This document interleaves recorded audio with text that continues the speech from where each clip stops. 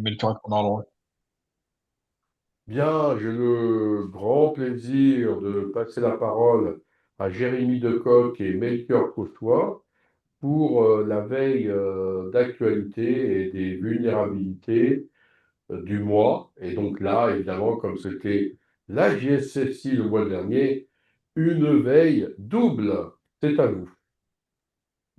Bonjour à tous. Bonjour à Et, tous.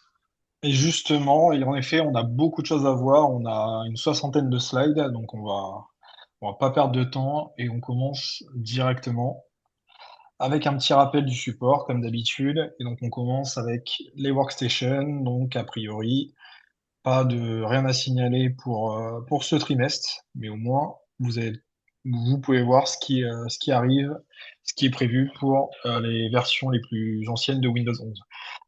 Et pareil côté Windows Server, donc a priori rien ce trimestre-là et le trimestre d'après, c'est plutôt en fin d'année où on a atteint une fin de support de la version standard de la version 2022 de Windows Server.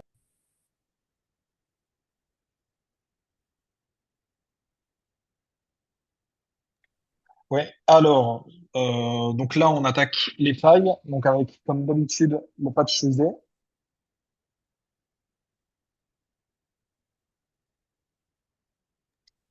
Donc le premier patch CSD donc celui de février, donc 59 vulnérabilités qui ont été patchées, dont 6 0D. Donc qui ont été d'ailleurs, on note, toutes ajoutées au catalogue Kev de la CISA, donc ce qui veut dire que ce sont toutes des vulnérabilités qui sont exploitées dans la nature, donc qui sont très critiques. Donc on a une première vulnérabilité donc, qui concerne un bypass des fonctions de sécurité de Windows Smart Screen et de Windows Shell. Donc pour info, Windows Shell, c'est en gros votre interface utilisateur, l'interface utilisateur de votre Windows ce qui vous permet de gérer votre desktop, etc., votre file Explorer, et d'interagir avec votre système. Donc, a priori, la CVE affecte Windows 10 et 11 et les versions Windows Server de 2012 à 2025. Ensuite, on a encore un bypass des fonctions de sécurité. Bon, vous allez voir qu'on va les enchaîner, mais cette fois sur le framework MS-HTML, donc le moteur de rendu qui est notamment utilisé par Internet Explorer. Et donc, a priori, ce bypass permet d'exécuter du code sur la machine, donc via l'envoi d'une page HTML malveillante. Et donc, sur le scope des machines affectées, on est toujours sur du Windows 10 et 11 et Windows Server de 2012 à 2025. Ensuite, un troisième bypass des fonctions de sécurité, cette fois sur Microsoft Word, donc des faiblesses qui ont été identifiées au niveau des mesures d'atténuation OLE, ce qui du coup permet malheureusement de pouvoir jouer avec des contrôles COM et OLE malveillants. Donc sur le scope affecté, Microsoft 365 App for Enterprise et la version locale, donc Office Long Term Support 2021 et 2024 pour Windows et Mac. On a ensuite une élévation de privilèges, donc dans le gestionnaire de fenêtres du bureau Windows, donc avec Windows 10 et 11 et Windows Server 2016 à 2025. On a un déni de service au niveau du gestionnaire de connexion à distance. Donc pareil, Windows 10 et 11, Windows Server 2012 à 2025. Et pour terminer, une élévation de privilèges, donc cette fois dans le service de bureau à distance. Donc elle est exploitée dans la nature, même si on est sur un scope local. Et donc, l'élévation de privilèges permet du coup, enfin est possible en créant un nouvel utilisateur et en l'ajoutant dans le groupe administrateur, notamment. Donc ça a été détaillé dans un rapport de CrowdStrike. Et donc sur le scope des machines affectées, Windows 10 et 11 pour les workstations et Windows Server 2012 à 2025. Donc premier patch Tuesday, et ensuite, le deuxième, donc celui de mars, donc avec un petit peu plus de vulnérabilité, même s'il y a un peu moins de 0D, donc 84 vulnérabilités et de 0D. Donc on a d'abord une évasion de privilèges sur SQL Server, donc qui permet tout simplement de devenir SQL admin, donc plus que critique, donc sur un réseau, affecte SQL Server 2016, 2017, 2019, 2022 et 2025. Et la deuxième, c'est un déni de service dans le core .NET, donc, qui est provoqué par une lecture, un not of bound read, une lecture hors limite mémoire. Et donc, les services affectés, donc .NET version 9.0 et 10.0 sur Windows, macOS et Linux, et Microsoft BCL Memory 9.0 et 10.0. Je vous ai également noté deux vulnérabilités assez critiques, donc qui ne sont pas des 0D. Donc d'abord une information disclosure, donc un leak d'informations au niveau de Microsoft Excel, et ensuite une RCE, donc une exécution de code à distance dans Microsoft Office. Et on commence tout de suite ensuite maintenant avec les nouvelles failles. Donc, nouvelle faille côté Telnet, donc elle est plutôt plus exactement portée par le démon GNU inetutils telnetd et elle permet d'obtenir un accès root en une seule commande. Là où toute la force c'est que la vulnérabilité est exploitable à distance sans authentification. Il n'y a pas encore de patch disponible. Donc nous, évidemment, en termes de recommandations, première recommandation, c'est de désactiver les services Telnet, restreindre les privilèges si effectivement vous avez besoin d'avoir le service Telnet qui est activé. Bloquer le port 23 au niveau de firewall périmétrique et celui de l'autre pour empêcher tout accès externe non désiré. Et ensuite, restreindre éventuellement l'accès Telnet à certaines adresses IP ou en passant par une connexion sécurisée comme un VPN pour l'utilisation. Et juste pour interrompre, on désactivé le service Telnet. A priori, aujourd'hui, c'est quand même, je dirais presque une obligation de désactiver Telnet. Après, il y a des exceptions qui font que c'est activé, mais donc on reste quand même sur un périmètre qui de base est assez restreint, même si la faille en elle-même est plus que critique, puisqu'elle a une CVSS entre 8 et 10. On continue dans les accès routes. Donc là, j'ai une privesc via le service Snapd.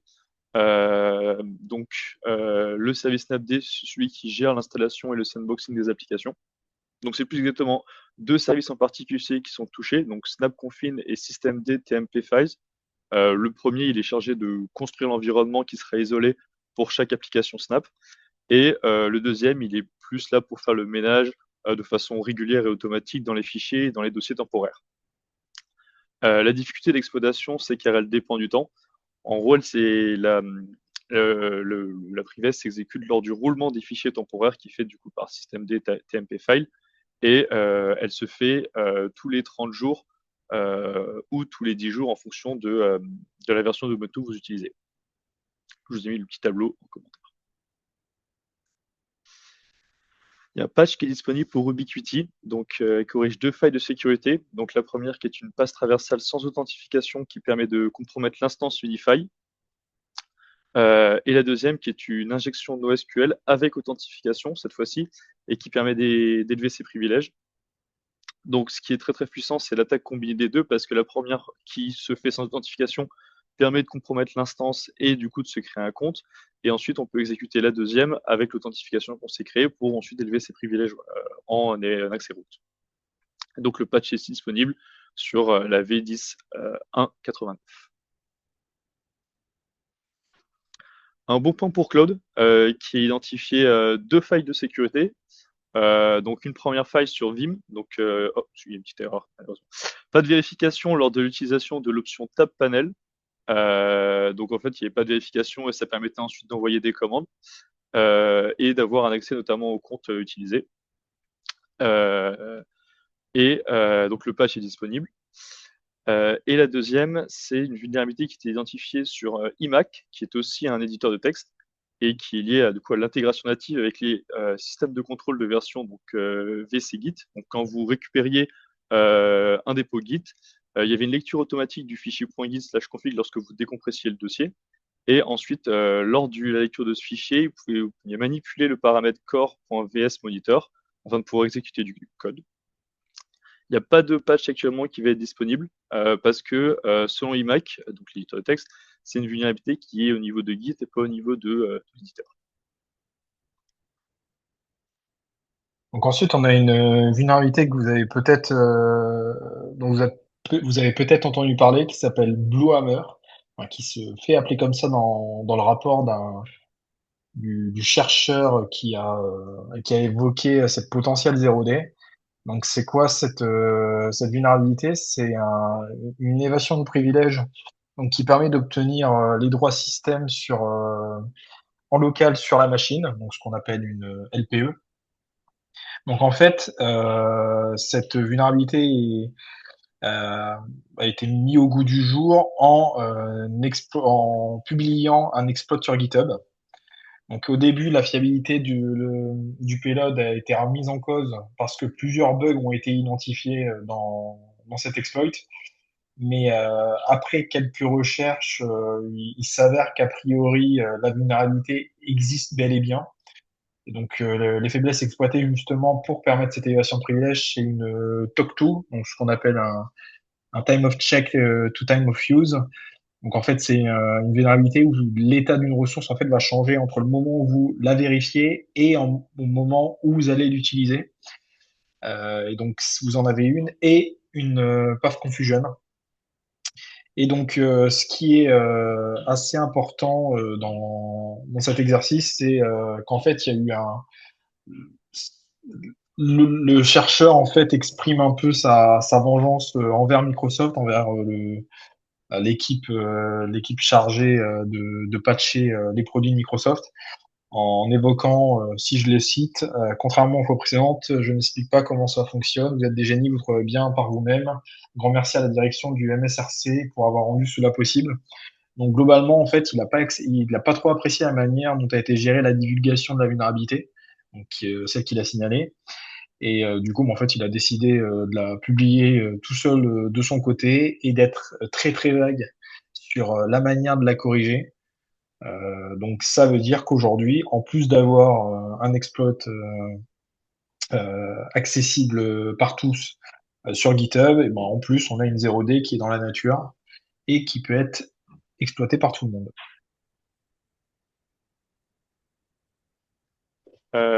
Quelques failles critiques qui ont été corrigées chez Vim, donc plus exactement dans la solution Vim Backup et Réplication. Donc on a donc exactement 5 vulnérabilités, dont 3 critiques. Donc les 3 critiques, c'est 3 RCE avec authentification. Et les 2 autres sont, donc on a une récupération de données via le service SSH et une élévation de privilèges. Les failles sont présentes sur toutes les versions de Vim, donc si vous utilisez la version Vim sur la version 13 ou la version 12, et l'éditeur vous recommande de passer directement vers la dernière version 13 avec le patch. Côté WordPress, en l'espace de 48 heures, on a eu 3 versions qui ont été poussées et 10 failles qui ont été corrigées. Alors les 10 failles ont été corrigées techniquement dès la première version. Donc on avait des failles de type passe traversal, XSS, déni de service, SSRF et d'autres. Et ce qui s'est passé, c'est que le premier patch a corrigé les nombreuses failles. Cependant, il a aussi inséré un bug qui pouvait faire planter WordPress, d'où le deuxième patch pour corriger ça. Et à ce moment-là, WordPress a découvert que le premier patch en fait, de sécurité n'était pas assez efficace. Et il a, dans les 48 heures ensuite, redélivré un troisième patch, donc la version 6.9.4, qui corrige du coup tout. Côté Dell, on a une faille critique sur le service Recovery Point pour les machines virtuelles. Fortement exploité par contre par le groupe UNC 6201 depuis mi-2024. Donc on parle presque de 2 ans. Donc ce qui s'est passé, c'était que les identifiants étaient hard-codés dans le système. Donc on avait l'identifiant admin qui était présent dans le /home /cos /tomcat9 /comcat-user.xml. Avec ça, on pouvait directement se loguer, déployer un paquet, puis ensuite exécuter des commandes en route. Et on pouvait ensuite compromettre toutes les machines virtuelles qui étaient connectées à l'instance.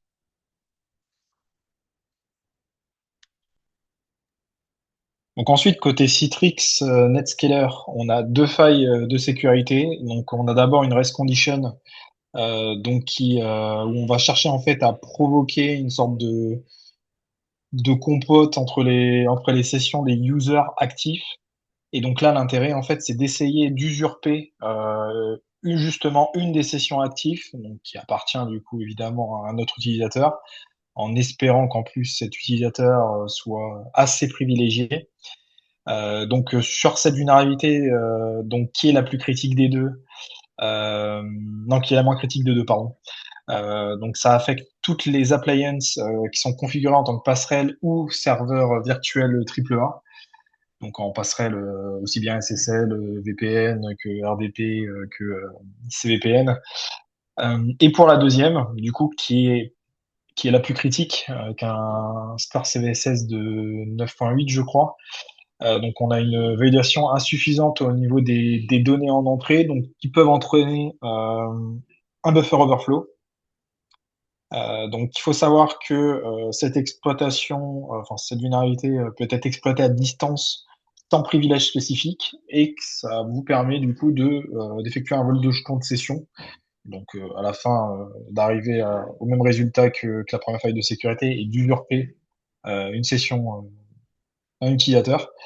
Et donc au niveau des machines affectées, on a des appliances Citrix ADC et Citrix Gateway, sachant qu'il est super important, enfin, pour que cette vulnérabilité soit possible, que ces appliances soient configurés en tant que fournisseur d'identité, SAML.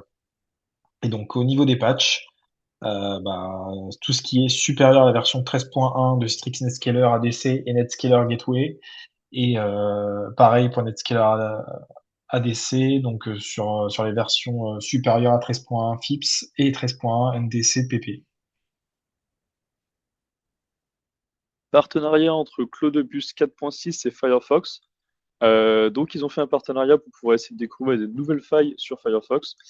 Ils ont découvert 22 failles en l'équivalent de 2 semaines, donc ce qui est assez énorme. Il y a eu 14 failles qui étaient de niveau élevé, 7 modérés et une de niveau faible. Sachant que la première faille était de type user tree, elle s'est trouvée en 20 minutes. Et ils ont aussi remonté 90 bugs que Firefox a ensuite corrigé. Bravo à eux. Donc pareil, un certain nombre conséquent de vulnérabilités qui ont été corrigées. Ah bah, je le mets même pas au niveau de Chrome. Donc ça s'est effectué en deux phases. Donc d'abord 26 vulnérabilités corrigées le 18 mars et 8 corrigées le 23 mars. Donc ce qui a été spécifié, c'est qu'aucune de ces vulnérabilités avait été exploitée dans la nature. Donc on note quand même, donc parmi ces failles, qu'il y a quand même trois failles critiques. Donc un accès à la mémoire, un out of band access au niveau de WebGL, un out of band read au niveau de WebGL toujours, et une use after free au niveau du composant base du navigateur. Donc pareil, forcément il faut patcher, donc passer sur les versions donc, qui sont identifiées pour Windows, macOS et Linux. J'ai mis en open bar, alors que je vous explique. Globalement, quand vous connectez à un projet sur Git, vous pouvez avoir parfois des clés API qui peuvent permettre de récupérer certaines informations qui seraient des clés API tout à fait légitimes, comme par exemple pour utiliser Google Maps. Cependant, maintenant Gemini est intégré, peut être intégré à vos projets et les permissions se font au niveau du projet et pas au niveau de la clé. Donc quand globalement, ça signifie que vous pouviez utiliser les clés d'API légitimes qui étaient utilisées dans les projets pour appeler l'API Gemini. Google a classé cela comme une élévation de privilège et a bloqué les clés qui étaient utilisées pour accéder à son API de façon légitime, sachant que, pour rappel, sur l'utilisation de Gemini avec les clés API, ça se fait à la demande, enfin, à l'exécution, à la commande. Donc globalement, chacun pouvait ensuite envoyer plein de requêtes légitimes à l'API Gemini et faire taxer énormément le responsable du projet. Le bloc-notes de Microsoft a été mis à jour. Donc, il était possible de lancer des programmes malveillants en cliquant sur un lien qui avait été formaté en Markdown. Le lien pointant du coup vers un exécutable interne au lieu de pointer vers un lien hypertexte. Il y a un POC qui est disponible sur GitHub sur le lien qui est affiché. Et Microsoft, pour patcher ça, ils ont mis en place un garde-fou plus exactement qui va analyser les liens. Au lieu de juste bloquer les liens, il va les analyser pour savoir justement s'ils sont vulnérables ou pas, corrompus. Donc on retourne sur Windows, donc cette fois vers Windows Admin Center. l'outil web de Microsoft qui permet de gérer des serveurs, des clusters et des infra Windows. Et donc ici, on a donc une élévation de privilèges sur le réseau, donc due à une mauvaise authentification, enfin une mauvaise gestion de l'authentification. Et donc en gros, l'intérêt ici, quand les attaquants essayent d'exploiter cette faille, c'est d'usurper un compte admin. Et donc forcément, s'ils arrivent à leur fin, bah, en gros, compromettent le reste du domaine AD. Donc, dans certaines conditions, ce problème pourrait permettre la compromission totale d'un domaine à partir d'un utilisateur standard. Voilà. Donc la faille est présente dans la version 2511 de Windows Admin Center, sachant que cette version est pas toute récente elle a déjà été publiée en décembre 2025. Donc a priori, si vous êtes à jour dans votre patch management, vous devriez pas être sujet à cette vulnérabilité.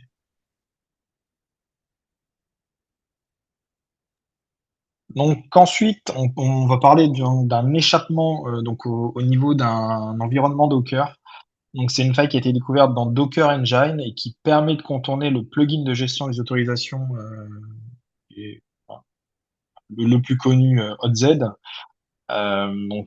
Faut savoir que cette faille elle est liée à une CVE qui est un petit peu plus vieille, donc CVE 2024 41110, euh, qui euh, qui du coup n'avait pas été correctement patchée, sachant qu'elle a été publiée, si je me trompe pas, en juillet 2024 et qu'elle elle-même était juste un reliquat d'une note CVE qui datait encore de 2023, je crois, et qui du coup où le nécessaire n'avait pas été fait.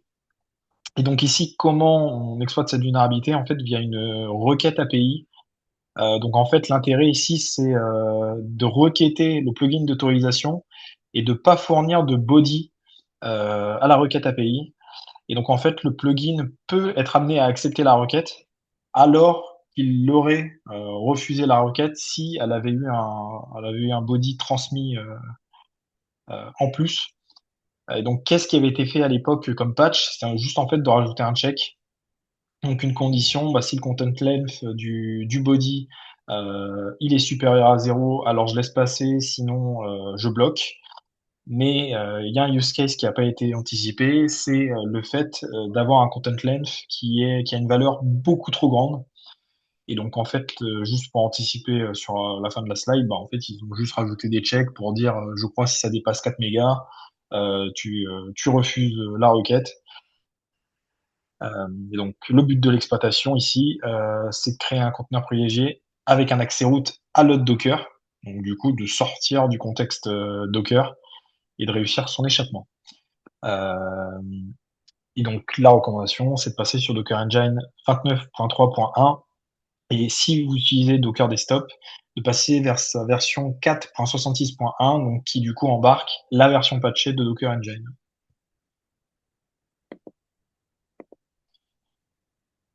Ensuite, on a une faille côté FortiClient. Donc FortiClient EMS, pardon. Donc la plateforme de Fortinet qui permet de gérer et de sécuriser ses endpoints. Et donc ici, c'est une vulnérabilité qui a été remontée par l'entreprise Diffused. Euh, et donc la faille en question, on a une injection SQL donc, qui est exploitable à distance et qui ne requiert aucune authentification et qui vous permet du coup d'exécuter du code arbitraire ou d'exécuter directement certaines commandes sur la machine. Une version affectée, la 7.4.4, et a priori, selon Diffused, 2000 instances Forti clients EMS sont exposées. Ah, bon, j'ai une faute. J'ai mis une faute. Donc sur Internet, sachant que je parle pas de 2000 instances vulnérables, mais bien juste de 2000 instances Forti clients EMS, toutes versions confondues, ce qui, si vous voulez mon avis, est déjà beaucoup trop, il faut protéger vos interfaces d'administration derrière des VPN ou faire du filtrage IP. Et donc, l'intérêt, c'est de passer de 2000 à 0, quelles que soient les versions utilisées. Donc ensuite, côté smartphone, donc on a un premier correctif de sécurité qui a été déployé via Background Security Improvements. Je pense qu'on en avait déjà parlé dans une précédente revue d'actualité. C'est une fonctionnalité qui a été mise en place par Apple, donc sur iPad, iOS, macOS, sur ces devices de manière générale, qui permet du coup de patcher sans avoir besoin de redémarrer l'appareil. Donc, vous l'avez sûrement marqué, hein, quand vous faites des mises à jour de votre téléphone, souvent vous vous réveillez le matin et ça vous demande de débloquer vos SIM, donc ça veut dire que vos appareils ont redémarré. Et ben aujourd'hui, c'est plus le cas. Donc, grâce à cette fonctionnalité, sachant que c'est la première fois qu'ils l'utilisent dans ce contexte-là. Et donc, si on s'intéresse un petit peu plus à la vulnérabilité en question, donc c'est une type cross origin. Donc au niveau de l'API navigation de WebKit. Et donc ça permet en fait de contourner la politique same origin, donc forcément au niveau du navigateur du device. Euh, et donc sur les appareils concernés, vous avez les versions ci-dessous, donc concernant iOS, iPadOS et macOS.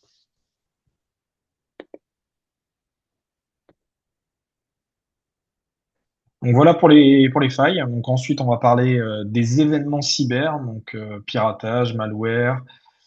Et surtout, vous allez voir beaucoup de fuites de données, sans surprise, malheureusement.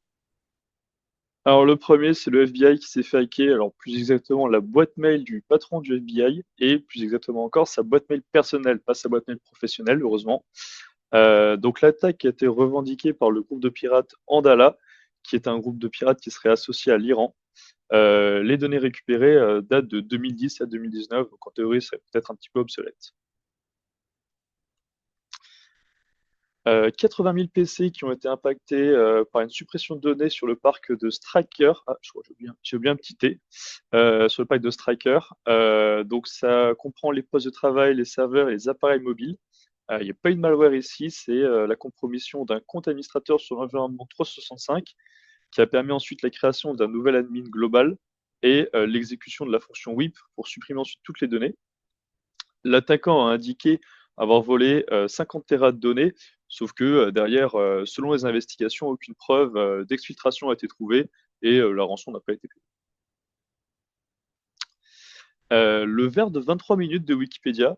Donc, un bout de code avait été hébergé sur la version russe de Wikipédia et présent sur les serveurs depuis mars 2024. Donc, le script a été déclenché donc, le 5 mars 2026, donc récemment.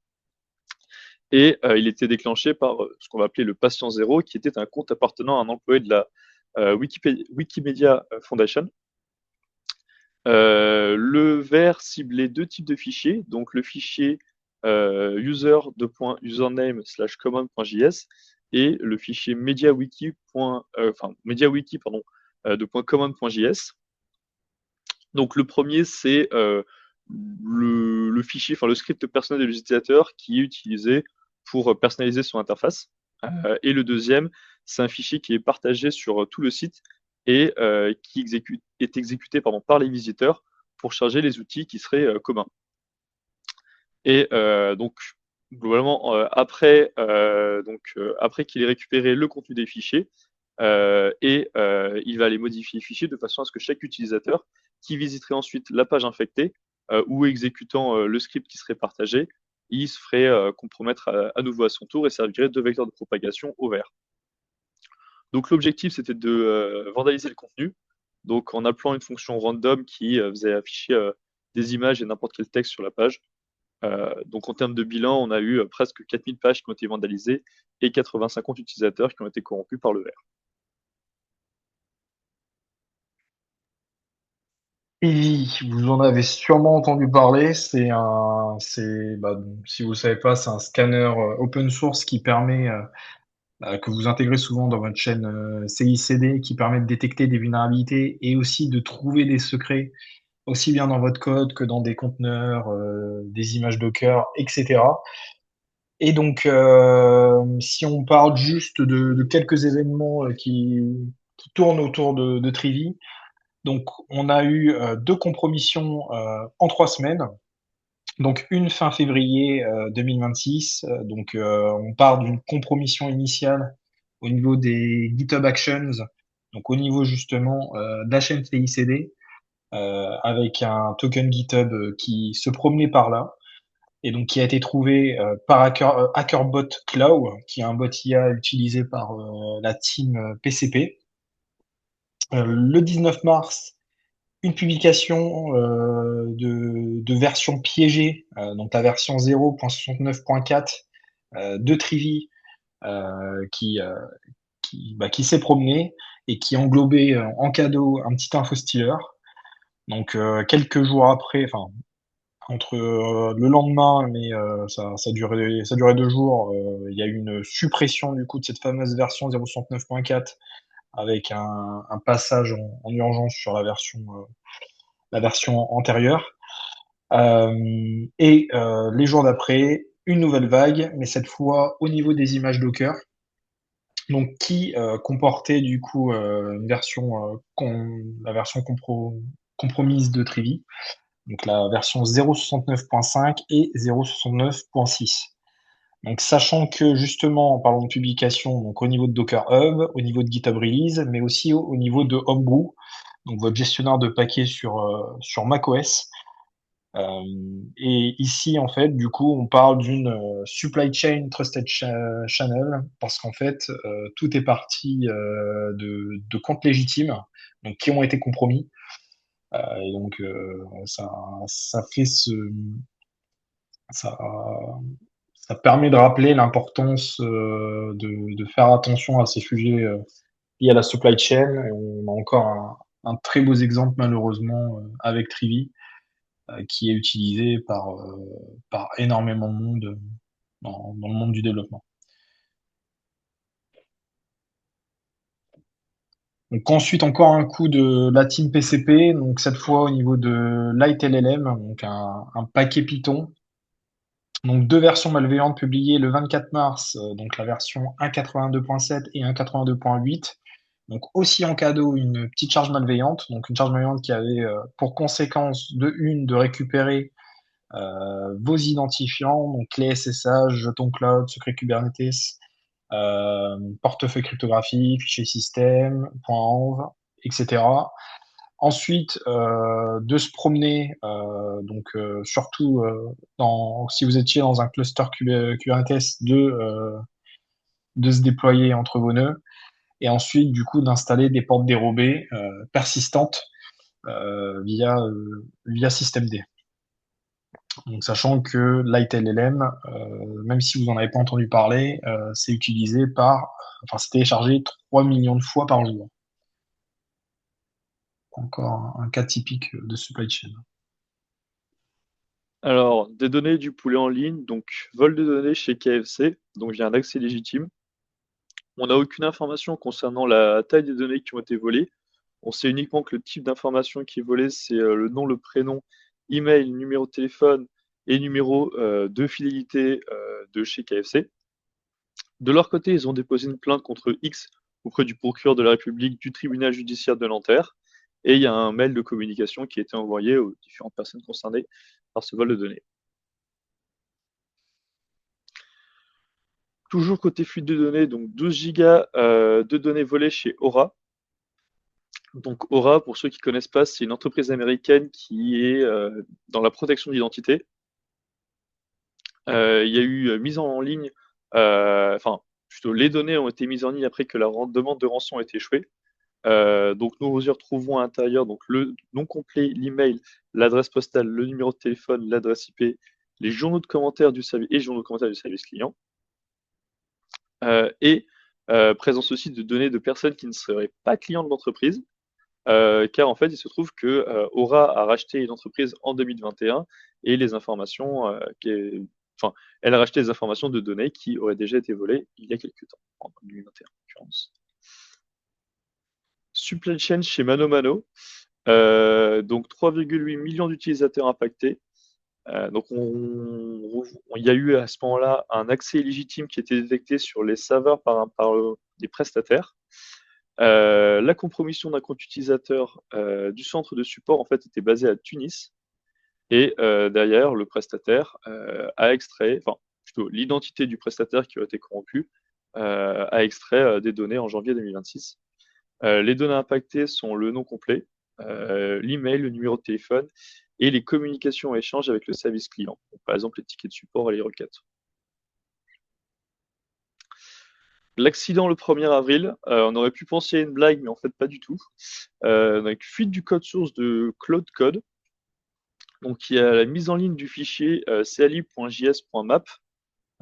Donc pour ceux qui ne savent pas, globalement, le point map, c'est le fichier qui permet de faire une table de correspondance pour pouvoir désobfusquer le code source.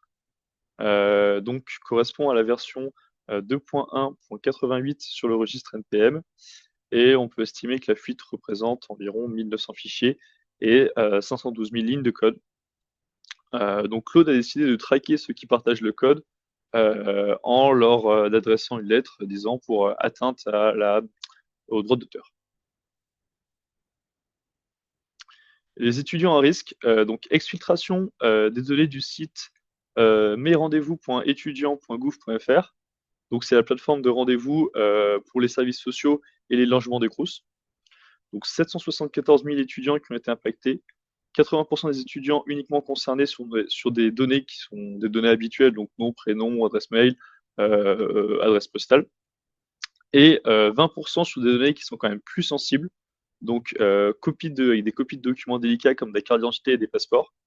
Normalement, l'attaque serait identifiée comme étant appartenant venant du groupe plutôt DumSec. Donc après les étudiants, maintenant les enseignants. Donc eux aussi ont été victimes d'une compromission d'identifiant. Un enseignant a été victime d'une compromission d'identifiant d'un de ses comptes sur le site Compass, qui est le site de gestion des ressources humaines de l'Éducation nationale. Il y a eu derrière un vol de données qui a été fait sur 240 000 enseignants. Et donc là, les vols de données concernent nom, prénom, date de naissance, numéro d'identification et de téléphone, adresse postale et période d'absence. Donc à faire attention parce qu'il y a un risque de campagne de phishing qui est ciblée. Et puisqu'on est dans une croissance au niveau des fuites de données, après les enseignants, c'est les militaires. Donc un footing fatal sur le porte-avions Charles de Gaulle. Donc vous en avez sûrement entendu parler. Ça a fait beaucoup de bruit. C'est le fameux cas Stravalix.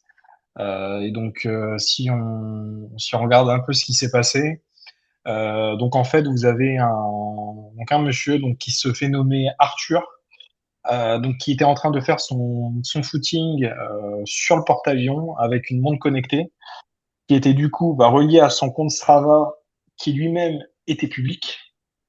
Et donc en fait, malheureusement, puisque le compte était public, la localisation d'Arthur était publique. Et donc si vous regardez la capture tout en bas à droite, vous voyez déjà le magnifique temps d'Arthur, donc 35 minutes pour 7 km. Et du coup, vous voyez au passage, du coup, la localisation du porte-avions Charles de Gaulle, ce qui, Melchior et Jérémy, permettez-moi de rappeler que la localisation d'un porte-avions et de toute l'armada qui l'entoure est une donnée publique. Donc c'était juste pour replacer. Rien n'a été divulgué dans cette affaire. je pense que c'est pas voulu quand même de partager la localisation. Après, j'allais en venir sur le fait qu'on sait globalement où est le La porte-avions. localisation d'un porte-avions est une donnée publique. Il faut quand même laisser l'opportunité aux gens de chercher. Ok, très bien. D'accord, ouais. Alors, ensuite, toujours côté fuite de données, donc incident CGDIM, donc une fuite de données impactant entre 11 et 15 millions de Français. Donc tout est parti d'une intrusion sur monlogicielmédical.com. Donc une solution qui est développée justement par CGDIM Santé, donc une filiale de CGDIM. Donc la solution est utilisée par pas loin de 3800 médecins en France. Donc ici, dans ce cas, on précise quand même que seulement, entre guillemets, 1500 médecins sont concernés. une faute. Dans les informations qu'on retrouve, une partie des informations habituelles, nom, prénom, sexe, adresse postale, etc. Mais on a aussi du coup des champs un petit peu plus problématiques parce que c'est un outil qui est utilisé du coup par les médecins pour prendre des notes sur leurs patients. Et donc, je vais pas forcément vous les lire, mais vous avez des extraits qui viennent de France 2 et vous voyez que vous avez des informations potentiellement qui pourraient permettre, au-delà d'un phishing avec les informations habituelles, de faire du chantage auprès des personnes concernées. Donc un cas plus que grave. Oui, d'ailleurs, je l'ai pas dit, mais dans les données, donc dans les personnes impactées, on a également des personnes politiques, également du coup, dans ces personnes politiques, des personnes qui présentent potentiellement à l'élection présidentielle.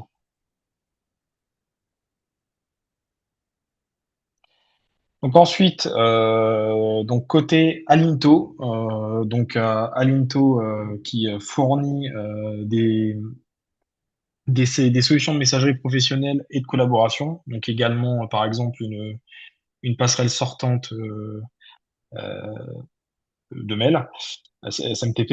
Et donc ici, donc sa base Elasticsearch qui du coup était en accès public, donc qui permettait du coup d'avoir un accès à 40 millions de logs SMTP. Donc, bon, je le précise, même si ça paraît normal, l'accès a été rapidement bloqué, mais on ne sait pas combien de temps l'accès a été possible sur cette fameuse base. Donc, concernant les données exposées, on a des adresses mail, expéditeurs, destinataires, Eurodata, JP relais, données de localisation. Donc ici, on parle juste, entre guillemets, de métadonnées. Donc, on n'a pas de contenu des mails.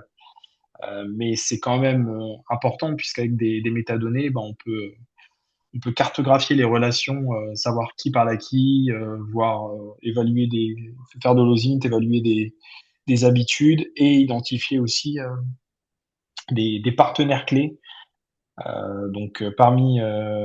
Parmi les entreprises impactées, on a des grands noms comme L'Oréal, Renault, DHL, et dans ces mails, au moins 14 000 adresses gouvernementales françaises exposées. Bon, je vous l'ai dit, il y a eu beaucoup de fuites de données.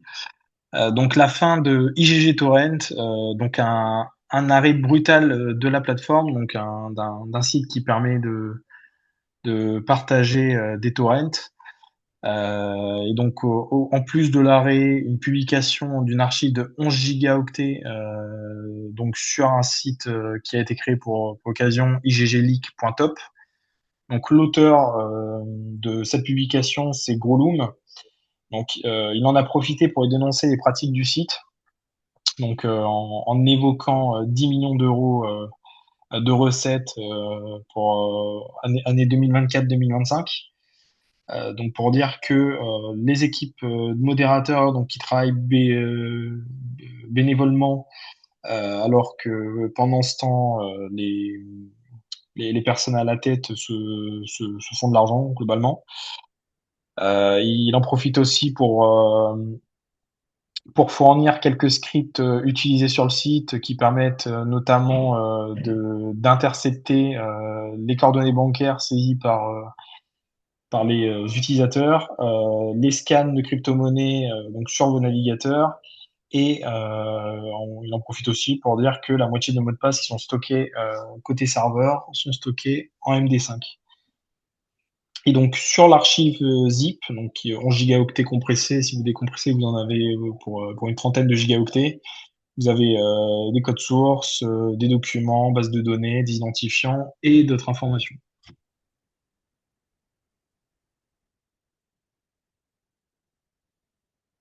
Euh, Ensuite, Ficoba. Donc, si vous savez pas qu'est-ce que Ficoba, c'est un fichier Ficoba. Fichier Ficoba, c'est une base de données critique qui recense l'intégralité des comptes ouverts dans les établissements bancaires français. Donc, la victime de cette fuite, c'est la Direction générale des finances publiques. Donc, dans ces informations, donc, qui touchent pas loin de 1,2 million Donc deux personnes depuis janvier 2026. On a l'identité complète du titulaire, pardon, les coordonnées postales, les coordonnées bancaires et l'identification fiscale de l'usager. Donc la source de l'intrusion viendrait du coup de la compromission du compte d'un fonctionnaire. Le risque élevé est présent donc d'attaque par ingénierie sociale et par hameçonnage, sachant que concernant les coordonnées bancaires, il y a- pour aller plus loin, il faudrait un mandat signé, etc. Donc c'est moins grave que ce qu'on pense, mais il y a quand même tout un lié au phishing de manière générale et à l'usurpation d'identité.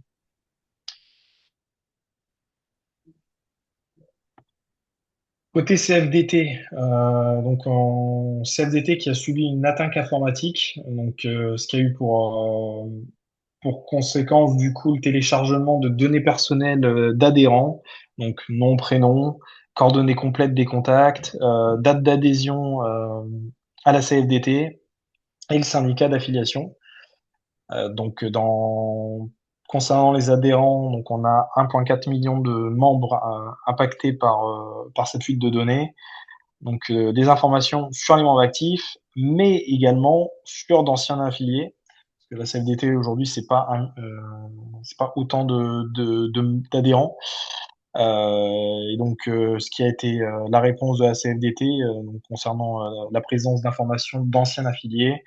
Donc, en tant qu'ex-adhérent, vos données ont pu être impactées, en effet, et conformément aux dispositions légales et réglementaires, nous conservons les données de nos ex-adhérents pour une durée de 4 ans à partir de la clôture de l'exercice après leur départ de la CFDT et pendant 10 ans en ce qui concerne les documents comptables. Voilà.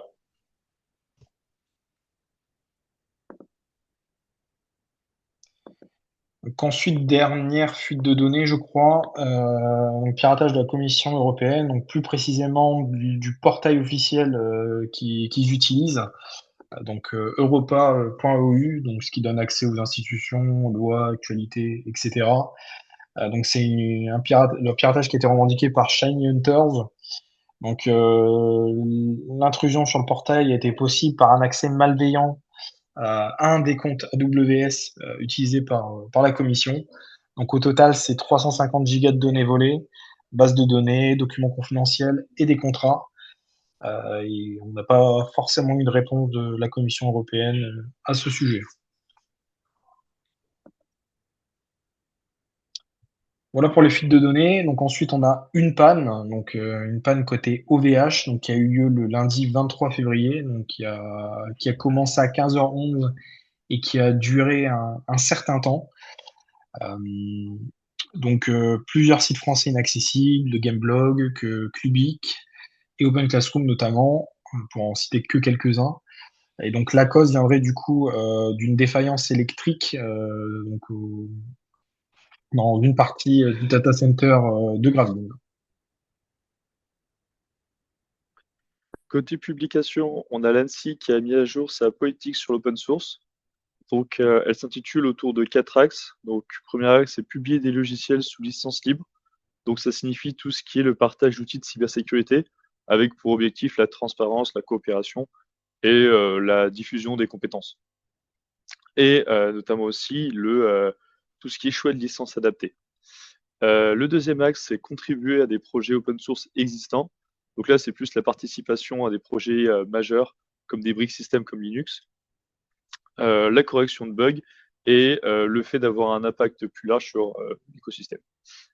Le troisième axe, renforcer et structurer l'écosystème open source.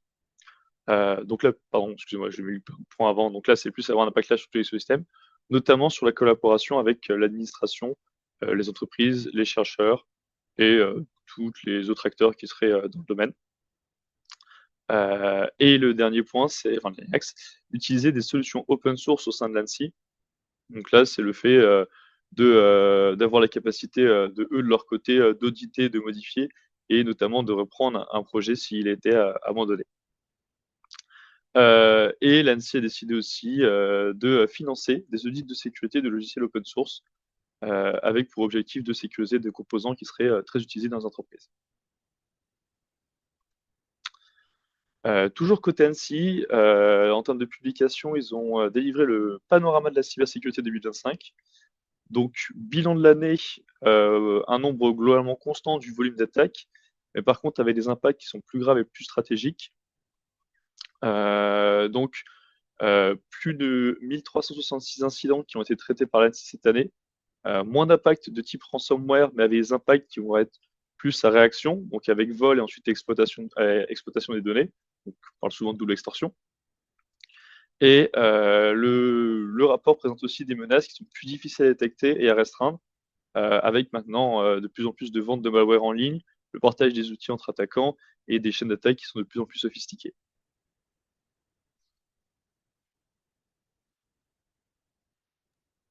Donc ensuite, une publication donc qui est assez intéressante, donc je parle de publication en fait, mais c'est surtout un site, donc 0dclock.com, qui vous fournit du coup un peu une évolution du TTE. Donc le TTE en fait c'est le time to explode, donc c'est une métrique qui permet de mesurer le temps, le délai entre la divulgation d'une CVE et son exploitation effective dans la nature. Donc, si on regarde un peu, si on prend quelques dates clés, donc 2018, le TTE, c'était 771 jours. En 2021, on est passé à 84 jours. 2023, 6 jours. 2024, 4 heures. Et en 2025, je mets environ 0 jours. Pourquoi?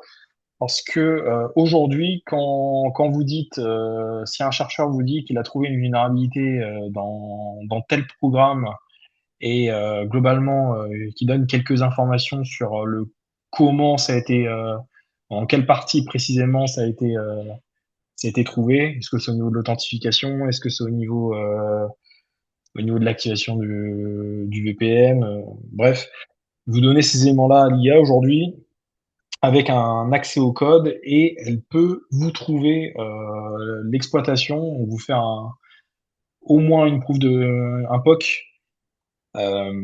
Et donc, c'est pour ça qu'on est sur du environ 0 jours. C'est que des fois, avant disclosure, on a déjà la charge malveillante qui permet d'exploiter la vulnérabilité. Donc, c'est super intéressant de voir cette évolution et ça fait peur. Et le pourquoi, bah forcément, c'est dû à la présence de l'IA aujourd'hui dans nos métiers. Donc, environ 30% des CVE exploités en moins de 24 heures.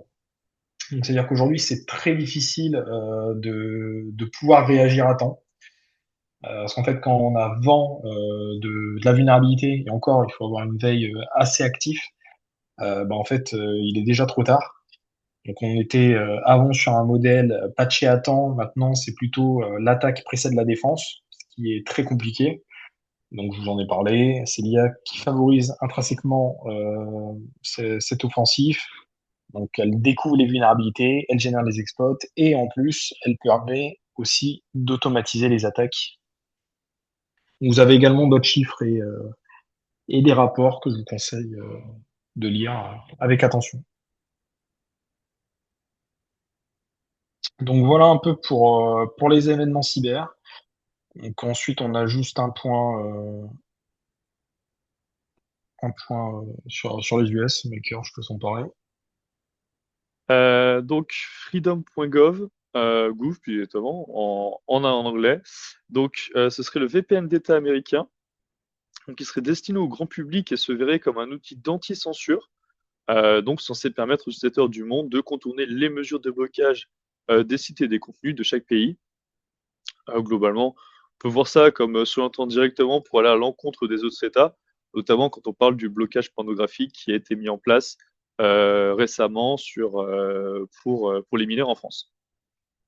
Et l'État a dit une promesse de ne pas pister les utilisateurs, mais ça, on n'en sait probablement rien du tout. Voilà, donc juste un point sur les conférences et ensuite on attaque les points divers. Donc, côté conférence, donc conférence passée, JSSI, Corinne, le FIC, à venir, Samba XP, BotConf, le Stick, le Hack et Pass de Salt. et j'en ai sûrement oublié. Alors, l'appel à communication de l'EAC est passé, mais si vous avez vraiment un truc super génial à présenter à l'EAC, on peut s'arranger. Donc, concernant les points divers, hein, donc on en a quelques-uns, bien sûr. Donc, ChatGPT contre les avocats.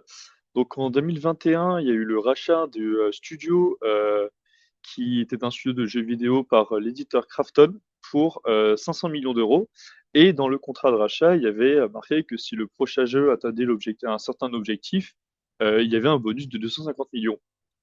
Cependant, voyant du coup le jeu bien avancé, l'éditeur avait peur de devoir payer et a pris des décisions, c'est-à-dire de licencier les fondateurs du studio, de reprendre le contrôle du projet et d'influencer notamment l'opinion publique. Et il avait changé la page Steam en affichant d'autres délais que ceux qui avaient été initialement indiqués pour la date de sortie du jeu. Tout ça évidemment sous les conseils avisés de ChatGPT, au détriment de ceux des avocats qui l'accompagnaient au tout début, qui prévenaient qu'il y avait un risque d'action en justice, ce qui a été fait. Et suite à l'action en justice, bah, évidemment, le procès a été perdu. Les dirigeants du projet, du studio, sont revenus et les contrats ont été revenus avec évidemment des délais qui ont été augmentés suite à la perte qui a été subie. Donc, les avocats et les juristes, pour l'instant, pas encore prêts d'être remplacés. Don't Go to the Police, le documentaire qui a été réalisé par Orange. Donc, il retrace la traque de 2023 contre Logbit, notamment suite à l'attaque qu'il y avait eu contre Coaxis. Euh, donc, excellent documentaire, je vous conseille fortement d'aller le regarder. Il y a eu plus de 18 interviews avec différents acteurs, notamment les dirigeants de Coaxis à l'époque, des experts en cybersécurité, les agents du FBI, notamment ceux qui avaient infiltré le groupe Logbit. Donc, voilà, je vous recommande très très fortement. Ça dure une petite heure et c'est extraordinairement bien fait. iOS 26 certifié par l'OTAN. Donc, bravo à eux sur les premiers équipements iOS qui ont été homologués NATO Restricted. Restricted, c'est le premier niveau de sécurité et qui permet d'héberger des données confidentielles. On parle bien de données confidentielles pour l'OTAN. Il y a eu un audit de sécurité qui a été réalisé par la BSI, qui est l'équivalent de l'ANSSI allemande. Donc, je vous ai mis le lien du rapport qui est disponible dans le lien. Et l'analyse de la configuration spécifique qui a été mise en place, c'était une configuration qu'ils ont appelée la configuration Indigo, qui correspond à un accès sécurisé aux contacts, aux calendriers et aux emails. Et toute la force, elle repose sur le fait que la sécurité est directement intégrée à l'équipement sous la supervision d'un MDM, mais c'est pas qu'on n'a pas besoin de rajouter une application qui s'occupe de faire ça. Donc ensuite, quelques infos au niveau de la durée de vie des certificats SSL-TLS qui a bougé un petit peu et qui va encore bouger. Donc aujourd'hui, vos certificats ont une durée de validité maximale euh, qui est fixée avant, qui était fixée plutôt avant le 15 mars 2026 à 398 jours, soit environ 13 mois. Donc maintenant, donc à partir du 15 mars 2026, on est passé à 200 jours, donc ce qui représente environ 6 mois et demi. Et il faut savoir en fait que ça va encore bouger parce qu'en 2027, ça va passer à 100 jours, donc environ 3 mois. Et le 15 mars 2029, on va passer à 47 jours. Donc ça veut dire que globalement, vous allez être obligé tous les mois, même si on a sur un petit peu plus d'un mois, on est sur 47 jours, être obligé de renouveler vos certificats TLS. Donc c'est important de préciser, c'est que par exemple pour cette date du 15 mars 2026, tous les certificats qui ont été mis avec une date d'expiration supérieure au 15 mars 2026, bah forcément, ils gardent la durée de vie qui a été déterminée au moment de leur émission. Vous n'avez pas de sujet à ce niveau-là. Donc l'objectif principal donc de ça, donc ce qui a été évoqué par le consortium d'autorités de certification, donc la CA Browser Forum, donc en collaboration évidemment avec des gros éditeurs type Chrome et Firefox, c'est de renforcer la sécurité et d'améliorer la réactivité face aux incidents. Euh, de pouvoir facilement, enfin assez souvent, effectuer des rotations de certificats, donc de secrets, et de pallier à certains systèmes traditionnels qui peuvent être assez lents, voire assez peu fiables sur tout ce qui est sujet de révocation. Voilà. Donc ensuite, côté Instagram, donc la fin du chiffrement de bout en bout. Donc c'est assez surprenant parce que on a l'impression d'avoir rétrogradé sur ce sujet-là. Donc faut savoir que c'était en place depuis le 8 mai, mon coquille 2025. Si je me trompe pas, je vérifierai. Donc la raison principale donc de la suppression du chiffrement donc, qui a été évoquée hein, par Instagram, par Meta, c'est que la fonctionnalité était peu utilisée par les utilisateurs. Donc forcément, si elle était peu utilisée, ça veut dire qu'elle n'était pas activée par défaut. Donc c'est important de le souligner. Donc la fonction avait été introduite en 2023. Ah non, pardon. La fonction du coup était introduite en 2023 et du coup c'est le fait que le chiffrement de bout en bout a été retiré d'Instagram qui est en place depuis le 8 mai 2026. Enfin, qui sera en place depuis le 8 mai 2026. Donc ça c'est la raison officielle. On voit peut-être d'autres raisons comme par exemple le fait qu'il y a une concession stratégique face aux autorités, donc qui demande par exemple dans certains pays de désactiver le chiffrement pour les mineurs de moins de 14 ans et etc. Donc c'est peut-être un choix qui a été fait directement de se dire bon si vous voulez pas si vous voulez qu'on bloque le chiffrement pour une partie de nos utilisateurs, ben, en fait on va le désactiver pour tous et comme ça nous de notre côté c'est plus facile à gérer ou du coup ce soit tout soit rien.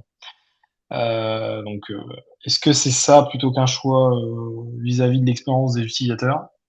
On le fera probablement pas. Donc maintenant, faites attention quand vous utilisez Instagram, soyez au courant.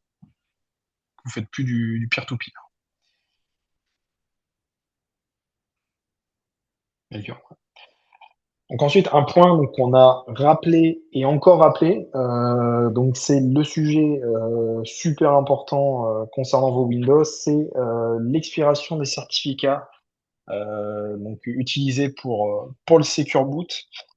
A priori, une grande partie des systèmes maintenus aujourd'hui par Microsoft ont reçu de manière automatique les nouveaux certificats.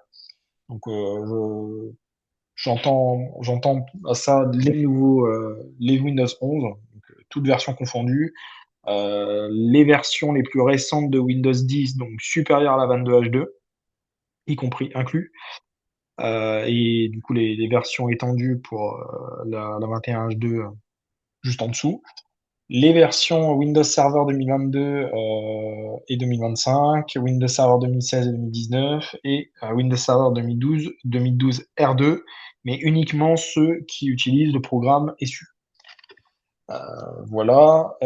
Donc pour savoir ce qui se passe si vous utilisez le Secure Boot et que vous n'avez pas reçu les nouveaux certificats, en fait, vous pourrez toujours booter et charger votre Windows. Ce qu'il faut juste comprendre, c'est que votre BIOS ne recevra plus de mise à jour de sécurité.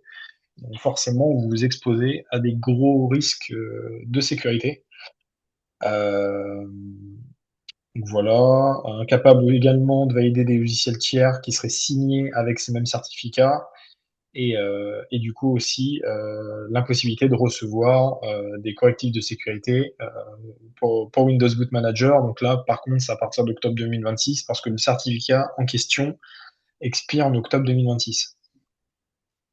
Et donc, pour recevoir les, ces nouveaux certificats, c'est important que le Secure Boot soit activé. Sinon, vous les recevrez pas. Mais du coup, si vous n'êtes pas dans ce cas-là et que vous voulez quand même mettre à jour votre certificat, ce que vous pouvez faire, c'est du coup aller checker la clé de registre que je vous ai mise. Pour la décortiquer, vous pouvez aller sur le lien d'IT Connect qui la décortique pour vous et qui vous dit ce que vous devriez avoir comme valeur. Et sinon, vous avez la possibilité par GPO ou via Intune de déployer du coup la mise à jour automatique des certificats. Ce qui peut être intéressant si vous voulez déployer ça sur un parc conséquent.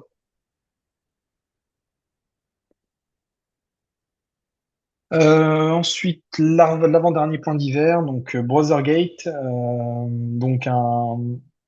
une publication donc, de Fairlinked, qui est une association d'utilisateurs commerciaux de LinkedIn, qui a évoqué en fait un script JavaScript qui était injecté dans vos sessions de navigation lorsque vous étiez sur LinkedIn et qui avait pour objectif de détecter la présence des extensions de navigateur, donc les extensions que vous utilisez.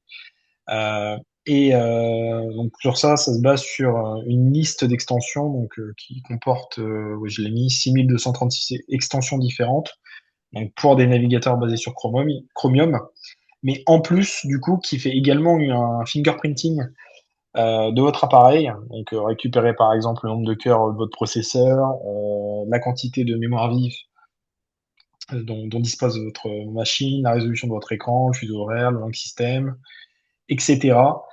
Et donc la réponse de LinkedIn à ce sujet, nous utilisons ces données pour identifier les extensions qui enfreignent nos conditions d'utilisation, pour adapter et améliorer nos mesures de protection technique et pour comprendre le compte d'un membre et pour comprendre pourquoi le compte d'un membre pourrait récupérer un volume excessif de données appartenant à d'autres membres, ce qui, à grande échelle, nuit à la stabilité du site.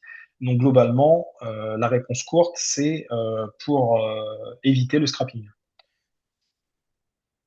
Donc véridique ou pas, c'est présent.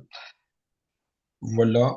Euh, Ah, bah ouais, en fait, c'est le dernier point. Ok, bah donc voilà, donc la prochaine réunion, donc la prochaine revue est prévue forcément dans un mois, donc le mardi 12 mai 2026. Donc vous avez accès aux différents supports, donc replay et slide, soit sur YouTube, soit sur ocir.org. Merci. Merci à vous.